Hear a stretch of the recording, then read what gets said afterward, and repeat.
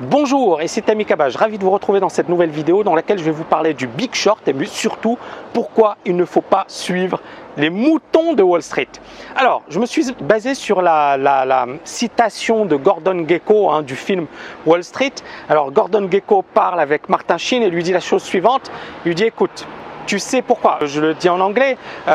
You know why fund managers, they never beat the S&P 500? Martin Sheen lui dit pourquoi? Il lui dit because they are sheep and sheep get slaughtered. Donc la traduction en français c'est est-ce que tu t'es déjà demandé pourquoi les gestionnaires de fonds ne battent pas le S&P 500? Pourquoi 90% des gestionnaires de fonds ne parviennent pas à battre le S&P 500?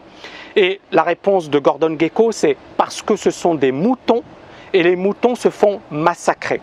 Et j'ai trouvé cette phrase excellente et justement j'ai envie de revenir sur le film Big Short parce qu'à un certain moment on a un investisseur, un trader qui prend une position alors que tout le monde lui disait pourquoi tu prends cette position. A tout de suite, rendez-vous dans 2 secondes.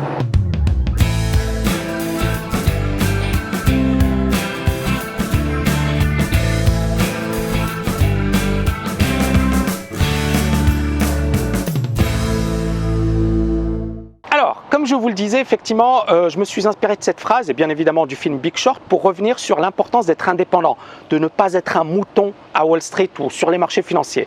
Dans le film Big Short, on voit le docteur Burry, Michael Burry, donc c'est un médecin à l'origine, il n'est pas trader, puis effectivement c'est quelqu'un d'hyper brillant, hyper intelligent, on lui confie de l'argent, il se débrouille pas trop mal, et puis en 2005 il se dit ok, les subprimes sont... c'est un produit qui va s'effondrer. Qu'est-ce que je vais faire? Je vais vendre les subprimes. Alors il les vend très tôt. Moi j'avoue que effectivement il a essayé d'avoir raison trop tôt et ce n'est pas une bonne chose. Néanmoins, il avait une conviction. Il s'est dit ok, je vais vendre les subprimes.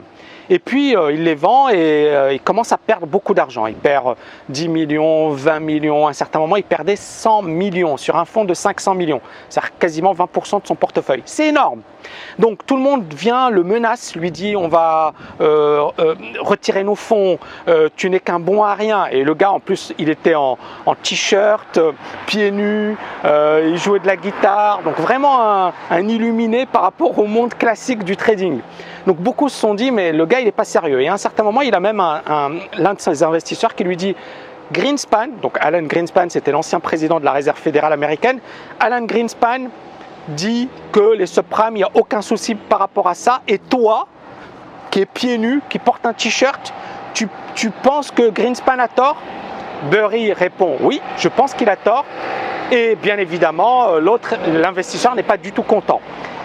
Ce qui est intéressant, c'est qu'effectivement là, Burry a une vraie idée, a une vraie conviction et que la grande majorité des investisseurs à Wall Street étaient des moutons.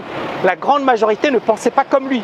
La grande majorité se disait ce Burry, c'est un rigolo. Et donc, ce qui est intéressant, donc le point numéro 2, c'est la phase doute, la phase questionnement. Donc effectivement, on voit Burry qui, il reçoit les insultes de ses investisseurs. Beaucoup de ses investisseurs lui disent qu'il le menace effectivement de quitter le fonds. Et puis, bien évidemment, Burry, il est bloqué, c'est-à-dire qu'il a déjà une position, il a déjà perdu de l'argent, il a une conviction, il se dit c'est pas possible, ça peut pas continuer comme ça. Et puis, il décide de tenir. Mais on le voit à un certain moment dans le film sur le point de craquer, c'est-à-dire ça y est, il devient quasiment fou parce qu'effectivement, il est contre le consensus. Et c'est très dur de se battre contre le consensus, contre les moutons de Wall Street. Parce que les moutons de Wall Street, le problème, effectivement, c'est plus facile de perdre avec la majorité que d'avoir raison tout seul. Et lui, il avait raison presque tout seul. Donc, il était en train de se battre contre, effectivement, le consensus dominant de Wall Street. J'adore, donc le petit 3, c'est le moment, effectivement, où il prend son courage à 2 mains et il se bat contre les investisseurs. C'est-à-dire, il se dit, ok, il leur écrit, il leur dit, ok, vous m'avez donné des pouvoirs exceptionnels, je vais utiliser ces pouvoirs exceptionnels. Ça voulait dire quoi? Ça voulait dire probablement se retrouver en prison. Mais il a pris ce risque parce qu'il s'est dit, ok, je n'ai pas grand chose à perdre, enfin il aurait pu aller en prison quand même, et je vais prendre ces pouvoirs exceptionnels qui me permettent de continuer à tenir ma position. Il tient sa position, et puis bien évidemment, ça finit par payer. 4e point, son pari n'était pas si fou que ça.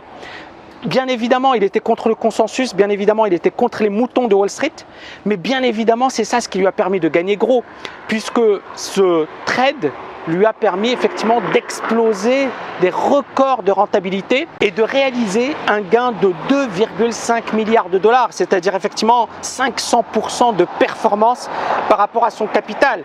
Tout le monde le considère par la suite comme un génie, mais vous voyez que le génie, c'est beaucoup d'indépendance, c'est à un certain moment être considéré comme un fou par les autres, alors que justement, beaucoup de gens se disent mais pourquoi il fait ça? Pourquoi il ne cède pas la solution de facilité?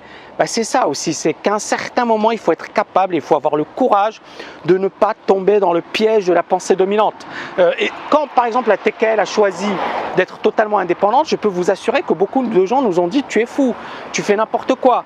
Mais je pense que c'est encore une fois le plus dur, c'est d'être indépendant, le plus dur c'est d'être autonome, mais ça vaut vraiment le coup. Donc j'espère que vous avez aimé cette vidéo. N'oubliez pas la leçon de cette vidéo, c'est ne suivez pas les moutons de Wall Street, bien évidemment de toutes les places financières. Soyez indépendants et surtout, n'oubliez pas de liker cette vidéo. À bientôt.